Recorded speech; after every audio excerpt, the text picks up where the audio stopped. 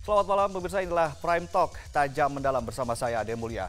Rencana pemerintah menghimpun zakat langsung dengan memotong gaji aparatur sipil negara atau ASN atau PNS menimbulkan kontroversi di masyarakat. Haruskah negara terlibat dalam pengumpulan zakat dari aparat negara? Untuk membahasnya akan bergabung dari luar studio Menteri Agama Lukman Hakim Saifuddin dan pakar hukum tata negara Mahfud MD. Dan di studio kita undang Wakil Ketua Komisi 8 DPR Sodik Mujahid. Silakan, selamat malam Pak Sodik, selamat bergabung bersama kami di Prime Talk. Assalamualaikum. Ya.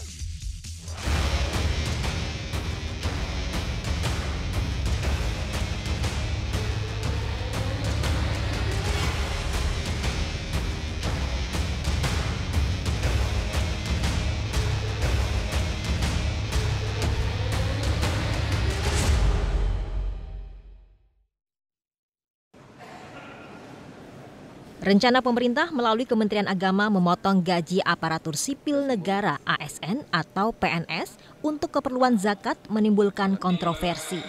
Ada yang menyatakan setuju, tapi tak sedikit yang menyatakan menentang.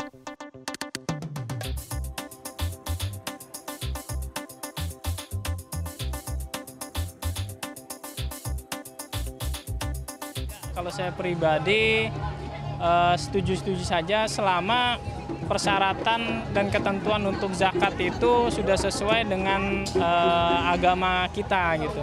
Ya, harusnya ya, untuk amal kita yang harusnya nggak usah dicabut ya, menurut saya pribadi. Tapi Pak, jadi kalau mau ada kebijakan dari pimpinan mungkin ya saya setuju aja. Merespons banyaknya tanggapan masyarakat, baik yang pro maupun yang kontra, Menteri Agama Lukman Hakim Saifuddin pun memberikan klarifikasi. Ia menyatakan pemotongan gaji untuk zakat ini tidak bersifat wajib. Bagi ASN Muslim yang berkeberatan penghasilannya, gajinya itu disisihkan sebagian sebagai zakat, dia bisa menyatakan keberatannya itu secara tertulis. Sebagaimana ASN yang akan disisihkan penghasilannya untuk digunakan sebagai zakat, dia pun juga menyatakan kesediaannya. Jadi ada akad di situ. Yang banyak disoroti terkait rencana ini juga menyangkut batas minimum zakat atau nisab. Menteri Agama menegaskan ASN yang gajinya akan dipotong nantinya adalah mereka yang sudah memenuhi syarat minimum pembayar zakat. Per bulan sekitar 4,1 juta sekian lah begitu. Jadi mereka-mereka yang penghasilannya di bawah itu tentu tidak akan terkena zakat. Tapi ini masih dalam rancangan. Sekali lagi, ini belum menjadi ketentuan. Sementara itu, penyaluran zakat akan dilakukan Badan Amil Zakat Nasional (Basnas) yang merupakan lembaga bentukan pemerintah dan lembaga amil zakat lainnya yang dibentuk masyarakat. Langsung saja kita menyapa Menteri Agama Republik Indonesia Pak Lukman Hakim Saifuddin yang sudah bergabung dari luar studio lewat sambungan telepon, dan kita masih menunggu sambungan dengan Prof. Mahfud MD. Pak Menteri, Anda menyatakan ini nisab 4,1. Ini artinya apakah ini gaji pokok atau memang bruto? Dan hitung-hitungan mekanismenya seperti apa Pak Menteri? Jadi begini, dalam ketentuan agama Islam, mereka umat Islam yang memiliki penghasilan minimal sesuai dengan nisabnya. Nisab itu adalah batas minimal jumlah yang dikenai zakat dalam masa tertentu, katakanlah dalam 1 tahun begitu ya. Itu berkewajiban untuk menyisihkan setidaknya 2,5% untuk ditasarrufkan, digunakan untuk mereka-mereka yang berhak. Ada 8 kelompok masyarakat yang berhak memanfaatkan dana-dana zakat itu. Nah, dalam perhitungan kami, ini juga ketentuan yang diputuskan oleh Basnas berdasarkan masukan dari berbagai ulama, tentu berdasarkan ketentuan agama, maka itu senilai setara dengan 85 gram emas nilainya. Jadi setahun ya Pak ya? Dalam sebulan itu mereka-mereka yang dalam sebulan itu setidaknya berpenghasilan 4,1 juta, jadi 4 juta 100 rupiah itu sebenarnya dia sudah dikenai zakat untuk menyisihkan 2,5%-nya begitu. Artinya ini golongan mana Pak dari PNS ini yang akan nanti kena zakat ini? Iya, tentu ini nanti pasti golongan di atas golongan 3 ya.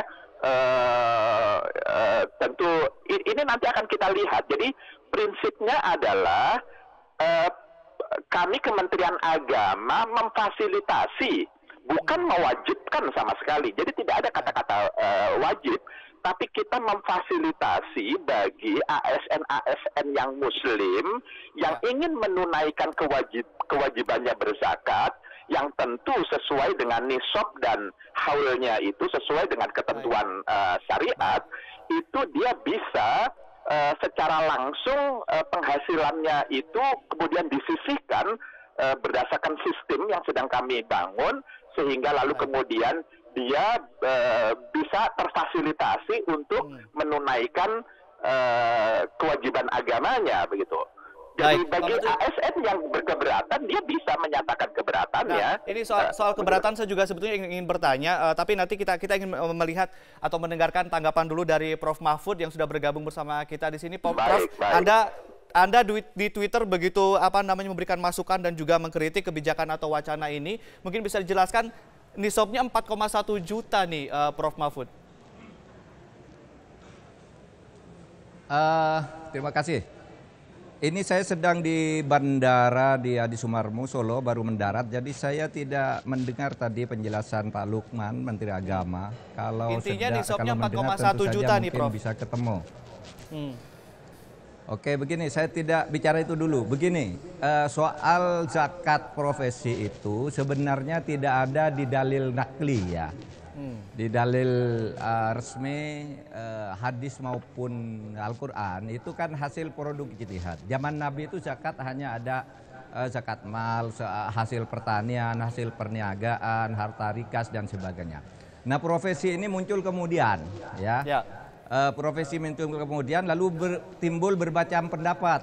Yusuf Qaradawi, Ibnu Mas'ud, Ibnu Umar itu punya pendapat sendiri. Majelis Ulama Indonesia menggunakan ukuran yang lebih sesuai dengan situasi kita, yang menyatakan bahwa zakat profesi itu harus ada nisab dan harus ada haul. Haul itu artinya mengendap karena tidak dibutuhkan, artinya disimpan selama 1 tahun. Nisabnya berapa? Nisabnya 85 gram emas ukurannya. Emas. Kalau Imam Syafi'i itu 84 gram. Nah, kalau 80 gram emas, 85 gram emas kira-kira tuh kalau sekarang 42 juta dalam 1 tahun. 42 juta dalam 1 tahun. Ada yang mengatakan kalau dibagi per bulan kan nisabnya setiap bulan kira-kira ya 4 juta seperti Pak Lukman tadi. Tetapi itu tidak jumhur ya, tidak merupakan pendapat ulama banyak bahwa bisa dibayar tiap bulan. Itu kumulatifnya setahun. Itu kumulatif setahun kira-kira 42 juta begitu. Nah, kalau tidak itu berarti tidak wajib. Kenapa di situ ada haul, harus mengendap dulu. Kalau Yusuf Qaradawi mengatakan begitu diterima langsung dibayarkan 2,5%. Tetapi Imam Syafi'i dan ulama Indonesia tuh nunggu dulu nisabnya berapa yang mengendap itu. Nah, oleh sebab itu untuk orang Indonesia kalau PNS itu gajinya kan kadang-kala bayar hutang untuk sekolah dan sebagainya, sehingga nisabnya itu lebih wajar. Iya kadang-kala gajinya aja enggak cukup, sebelum gajian itu sudah dipotong. Nah, oleh sebab itu mungkin niat Menteri Agama baik untuk kesadaran bayar zakat, tapi menurut saya perlu sangat hati-hati karena menyangkut pegawai negeri ya. Dan itu tidak bisa dipaksakan oleh negara. Kalau pajak boleh dipaksakan oleh negara. Baik, Prof. Mahfud dan juga ya Pak Sodik, ini juga kita ingat bahwa ada Inpres yang saya masih ingat tahun 2014 ini nomor 3 juga mengatur masalah zakat bukan hanya untuk PNS tapi juga untuk BUMN, BUMD juga bahkan ini lebih luas. Nanti kita akan ulas juga setelah jeda yang satu ini, pemirsa tetaplah bersama kami.